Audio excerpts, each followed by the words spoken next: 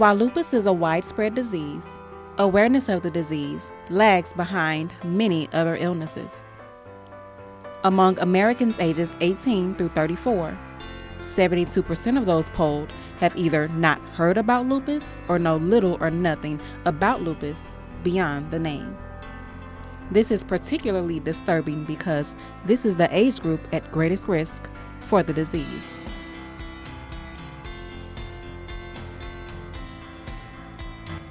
I am 26. I have no children. I have no desire to have any children. I'm a hairstylist. I'm a hairstylist, and I cut men's hair as well. Consider myself a female barber.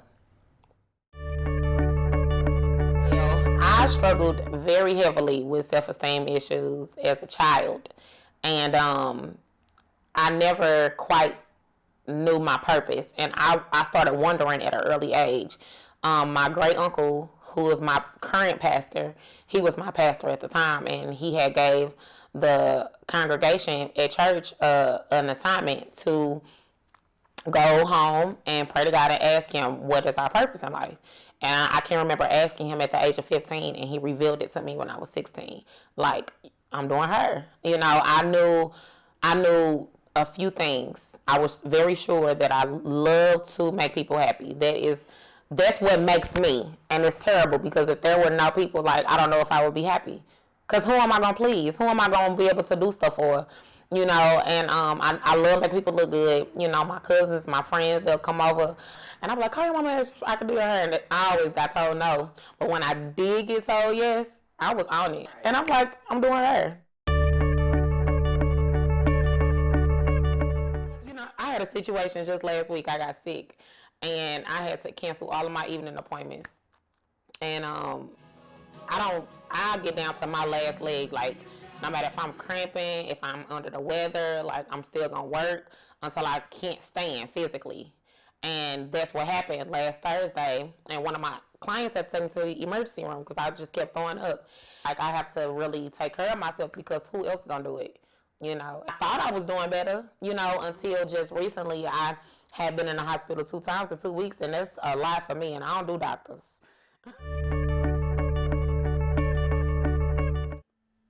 When I first got diagnosed with lupus, it's been almost 3 years, about 2.5 years ago, and my hair was coming out. You know, I started falling back into that depression state, and not thinking that I was beautiful, and, you know, covering it. I was covering it, though. I kept masking it, you know, so the world never saw that side of me unless you knew me and you were related to me and you were around me. Other than that, you know, my smile was just the coat of all fears. But it's been turned around tremendously into a blessing. And it's also opened up a whole nother door for me with having the courage to shave my hair off, the little hair that I did have left. I asked God for the courage to shave it off so that I can be strong and walk with my head high. It's actually changed me for the better. I was gonna say worse in some scenarios because, like, I get like these heavy mood swings. I be in my feelings, like, with really small things. But it hasn't, like, ruined my life. I thought that it did when I first heard the doctor say it. You know, I thought my life was really over. Like, my body is different. It's just totally different, and I'm not even 30 yet. You know, so it just makes me think that the things that I face now, that I won't possibly be able to do hair for as long as I have a desire to in the future. I'm talking 60s and 70s, slanging tracks and still cutting tapes. You know, I still want to do that. But how the lupus has affected my body, it makes me feel like I can't do that sometimes. When I got diagnosed, that wasn't for me. Like, a piece of it was for me, but it was also for other people. You know what I'm saying? To be able to see my light or see his light through me. hurt, can come, it'll go, but this tattoo is forever. And the statement that it makes, it says, my deepest fear is not that I'm inadequate, but I'm powerful beyond measure. And I have to walk in that.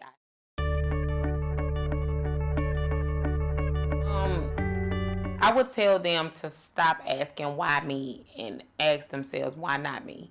Because when you start looking at it like that, you will be able to better understand, because like I said, nothing is by accident. No contact that you have with anybody, no interference that you have in any situation, any good or bad, none of it is by accident. So the question shouldn't be why me, like why I gotta do this, why I gotta do that, like because you're supposed to, and just take it. But it's so many people out here that are dealing with things, not even just necessarily worse than what you're dealing with, to not always look at it like that either, because I don't want that person to be in that situation. You know what I'm saying? That's worse than mine. But it's really not the end of the world. I